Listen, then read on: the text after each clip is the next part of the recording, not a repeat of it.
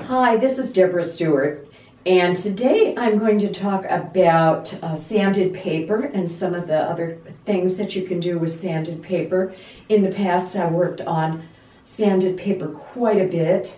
Then I transitioned to making my own sanded surface, but I like to go back from time to time and work on a surface like UArt, and that's what I have right here. I have a piece of UArt 280 that I have cut into a size of 13 by 13, so that's the size of this. And I'm going to underpaint it with a couple of things. I'm not going to use fluid acrylics on this one. That is usually what I use on the Reeves BFK paper that I typically paint with. This time I am going to use a couple of different things. I'm going to put down some F&W ink. This one, let me see if I can read it here. This one is a green of some kind. I will write it down in the notes when I post this video. I like this color a lot, so I'm going to put a little bit of this on for an underpainting and dry it.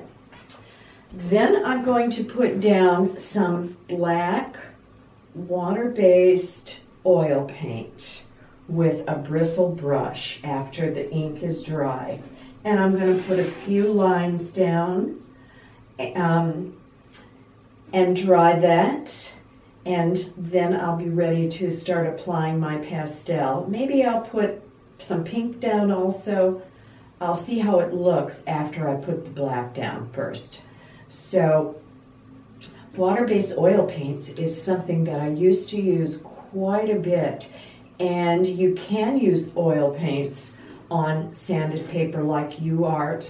You can even use oil paints with, say, solvent, like mineral spirits or turpentine, something like that, some medium, as long as you don't apply it thick, that it is a thin layer, because you don't want to apply anything on the sanded paper that's going to be thick. Like I would never put thick acrylic paints on. That's why I use fluid acrylics. I would use inks, some kind of a thin paint like the oil paints. You could use gouache, which I've never used, but I know people that do.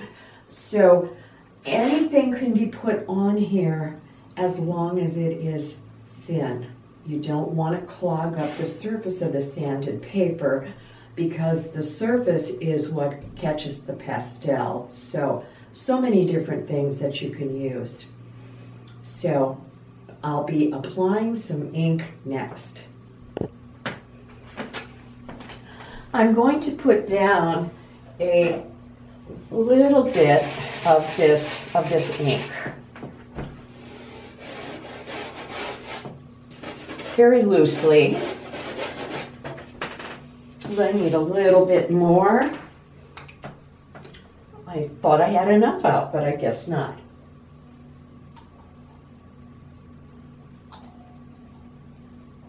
There we go. That's plenty. All righty, let's see here. I love this color. It's a wonderful color. I'm not going to dilute it very much, maybe a little bit, but I want to put it down loosely without a lot of water because I'm after these brush strokes. I'm going to put a little bit of water in there now. Get some other kinds of layers going on here. There, that's good. Just kind of experimental, move that brush around, see what I get. That's nice. Now I'm going to dry that. I'm going to dry this, and then I'm going to put down some black water-based oil paints next. Okay, so next I'm going to put down a little bit of black water-based oil paint. I just have a little bit here. I'm not going to put a lot down, and probably not even all over this. I'm just going to put some down And I'm going to try to put it down with a dry brush. I don't want to add a lot of water to it at first.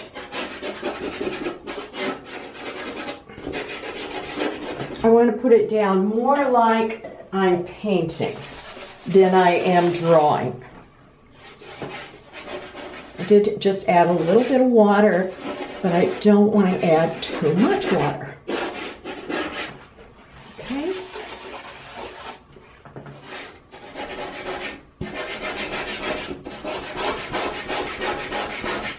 You hear that texture of that sanded paper. Now I'll put maybe a little bit more water in here.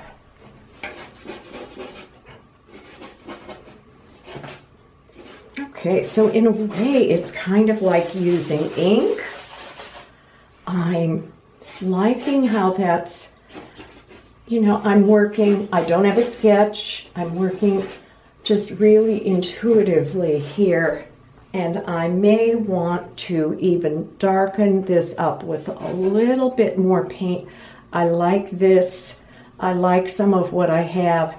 And I think this is going to be fun to work with. So,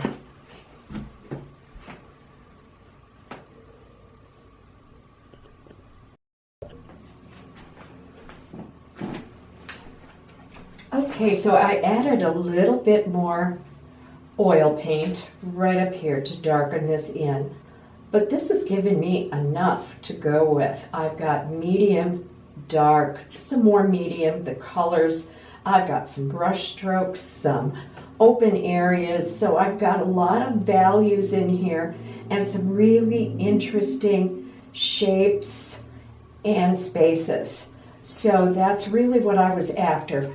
Now, if you're going to use this like a brush, the way I did on sanded paper, this is an inexpensive brush that I bought, a set of brushes. So I wouldn't use really good brushes, and I don't use my acrylic brushes. I would use for oil paints, keep the brushes separate. And I just use some cheap brushes for something like this. So you don't want to be using good brushes, and I wouldn't use acrylic painting brushes or watercolor brushes. So you can get cheap brushes a lot of places.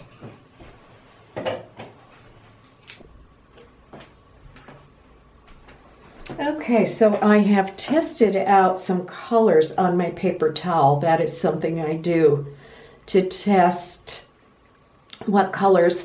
I've looked around for some grays, some golden browns, dark ochre, a little bit of orange, and those are the colors that I'm going to use on here. I'm really going to go with the colors that I see right here. That's my guide. And the first thing I'm going to do is put down some of the big areas of color. And I'm going to let the underpainting guide where I put those colors down. This is a medium area, so I've picked a medium pastel. And I'm going to put it here. I'm going to put some here. I'm not putting it down real heavy. I'm trying to move it around. So I picked out, like I said, grays. You saw the colors I picked out. If they are a little dirty, I clean them off on the paper towel as I work.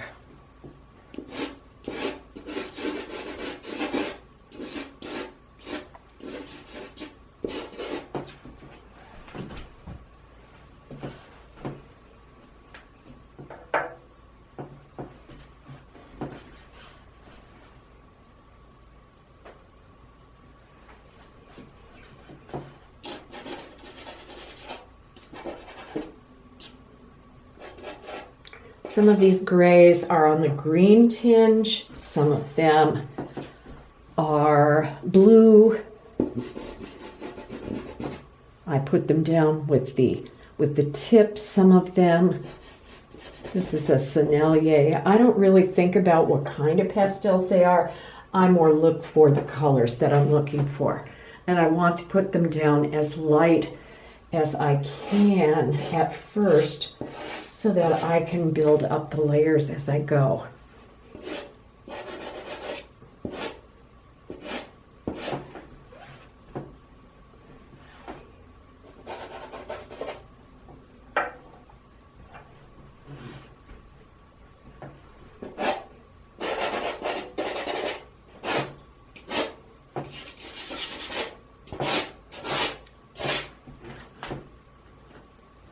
And do I know how this is going to turn out? Do I know where I'm going with this? No, not really. I really don't. This one is an experimental. Here's one that's more blue, but that's nice to have that variation. And I know I need to look for some darker ones. I did not pick out any real dark values, and so I really need to get some dark pastels. This might be one I can use, or I may want to go also with some brown. But that's nice. Okay, we'll use this one. We'll move this around. Then I might want to get out also, let's see, this one is a brown.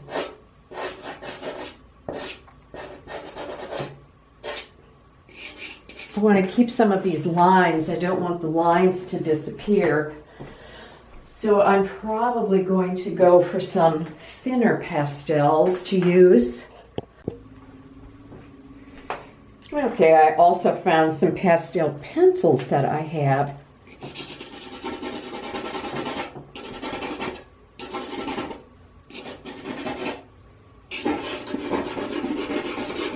I'll put some of these down.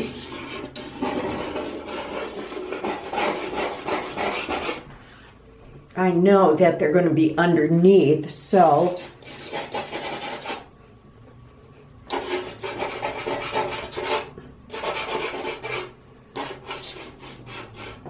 nice to have kind of a variation in mark making.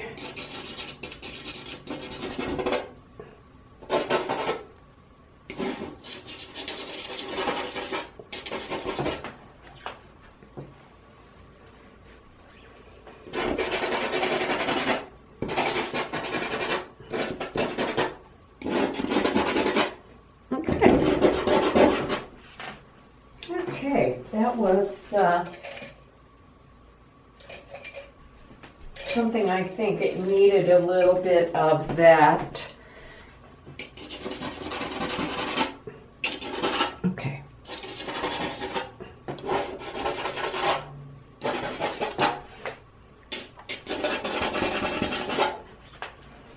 Alrighty, I think those are good colors. Now we'll continue to put down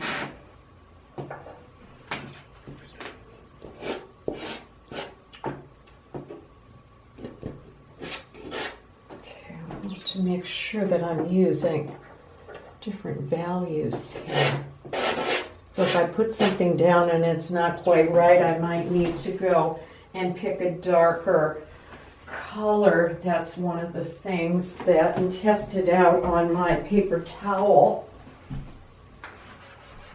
This is more of a green, but I kind of like that. I'm going to put that there. And where else can I put it? I think I'll put it over here. I like to move that color around. Did I have any idea these were the colors that I was going to pick? Well, the underpainting really guided the colors that I chose. Here's a nice brown. I want to leave some of that black. I don't want to cover up all that black. So I want to leave that. Some of it anyway. Maybe I soften up the edge like right here. But I really want to leave some of that black, and actually might even go back in and add a little bit more black with some charcoal. So really, I'm looking at this. This is an abstract, non-objective. Sometimes people ask, you know, what's the difference? What's a non-objective? Well, it's shapes and color. Shapes, color, line, value, texture, with no observable, you know, connection to something real. I'm not making a flower. I'm just playing with color placement, seeing what will happen.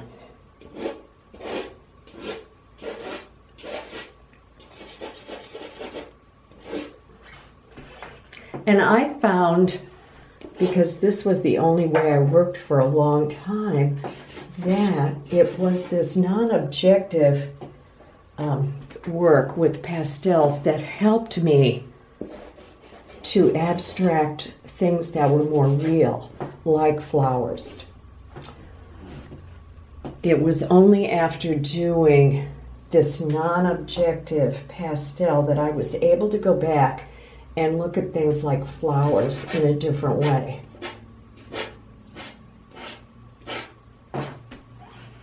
Okay, I'm going to put a little bit more of this white. This is a Sennelier. I like it, but I wish I had the side of it unwrapped, but I don't, as I like to use the sides of the pastels and not the tips so much.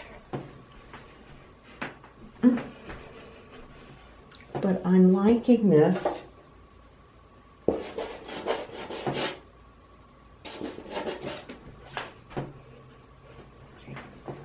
It's a lot like painting.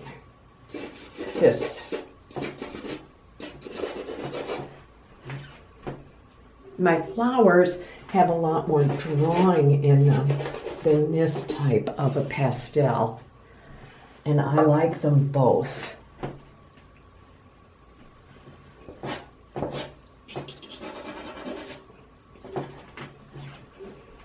Now I think I need some of this brighter yellow.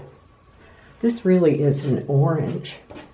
So I think I'm going to look for even a brighter yellow that I can put in there.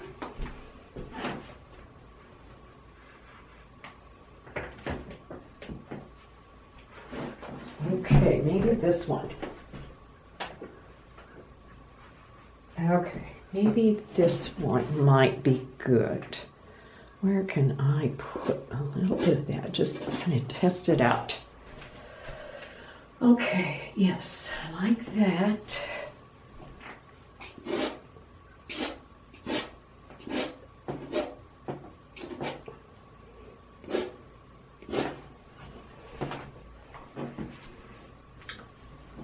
Okay, maybe even another lighter yellow over here.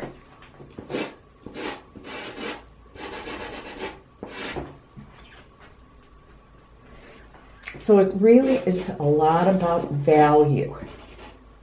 Moving this around, using the underpainting to help guide where the pastels should be. Value, dark, medium, light, cool, warm, lines, solid areas, quiet, active. You know, all of those things are things that I'm thinking about as I move those pastels around different places. Now here's a color that might be a nice addition, even though it is a really muted violet. But I think it would be a nice color to add because it's a complement to the yellow, some violet. I'll put it different places. I'll just put a little bit in here just for kind of interest, and maybe even look for a darker version of it.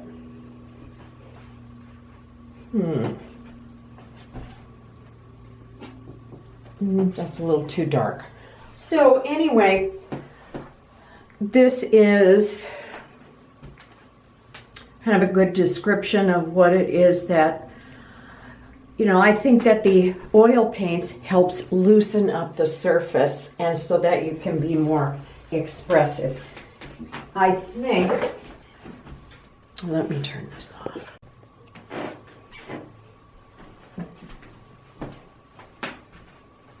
Well, I've enjoyed this process of working on the sanded UArt paper. And it's been a good change for me to go back and experiment with this surface. And I think it's really good to experiment with different surfaces to find what works for you. Because in the past, I've experimented with a lot of different things. And some things I didn't like at all and wasn't able to make work for me. And other things did. I like working on Reeves BFK paper. I like making line. I like adding drawing to the mix. And that's probably my preferred way of working. But I enjoyed going back to the UArt paper. This is 280, and painting it and starting off like with that oil painting, underpainting, because that helped really loosen things up. And I really like this. It's enjoyable. So try it yourself.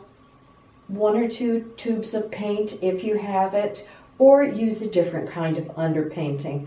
Put it on in a more painterly fashion, loosely, intuitively, and then choose some limited palette of color like I did here, with the gray, browns, and yellows, and see what happens. It's always a good idea to experiment with new ways of doing things and new materials.